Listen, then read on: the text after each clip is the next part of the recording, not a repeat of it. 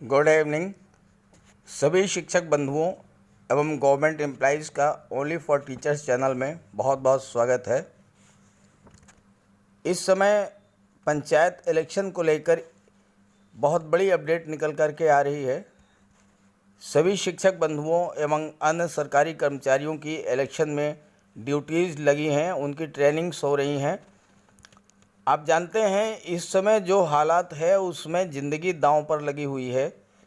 जो कर्मचारी चुनाव प्रशिक्षण में भाग लेने जा रहे हैं उनमें बहुत से कर्मचारी कोरोना पॉजिटिव निकल कर के आ रहे हैं। साथ ही साथ प्रशिक्षण स्थल पर जहां पर ट्रेनिंग दी जा रही है वहां पर सोशल डिस्टेंसिंग मेंटेन रहे, इसके लिए कोई ख़ास व्यवस्था नहीं की गई है और इतनी बड़ी भीड़ को संभालना, सोशल डिस्टेंसिंग बना पाना भी संभव नहीं है। पंचायत इलेक्शंस को लेकर ऑनरेबल हाई कोर्ट ने भी एक आदेश जारी किया है जिसमें गवर्नमेंट को आदेश किया है कि कंप्लीट लॉकडाउन और सोशल डिस्टेंसिंग का पालन कराने के लिए विचार करे। तो अगर स्टेट गवर्नमेंट हाई कोर्ट के आदेश का अनुपालन 100% करती है तो क्या लगता है ऐसे हालात में चुनाव हो पाएंगे? तो चलिए जान लेते हैं इसके बारे में क्या है ऑनरेबल हाई कोर्ट का आदेश और इसका चुनाव प्रक्रिया पर क्या प्रभाव पड़ने वाला है।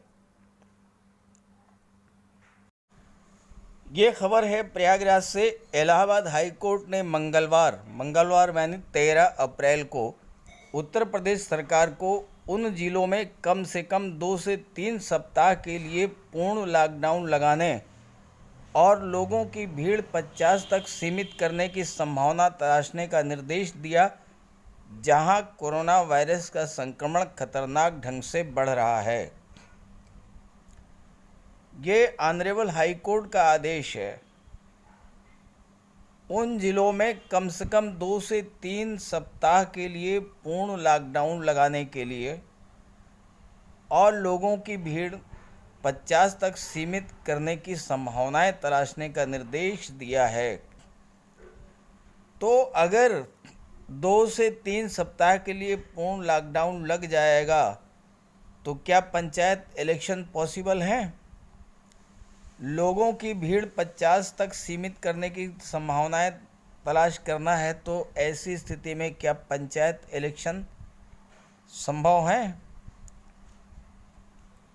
न्यायमूर्ति सिद्धार्थ वर्मा और न्यायमूर्ति अजित कुमार की पीठ ने उत्तर प्रदेश में कोरोना वायरस के मरीजों के इलाज और पृथकवास केंद्रों की स्थिति को लेकर दायर एक जनहित याचिका पर सुनवाई करते हुए ये आदेश पारित किया है। तो चूंकि कोर्ट का आदेश है, ऑनरेबल हाई कोर्ट का आदेश है, तो मानने के लिए प्रदेश सरकार बाध्य है। कम से कम 2 से 3 सप्ताह के लिए पूर्ण लॉकडाउन उन जिलों में जहां पर संक्रमण खतरनाक ढंग से बढ़ रहा है। ऑनरेबल कोर्ट के आदेश की कुछ पंक्तियां बहुत ही महत्वपूर्ण है।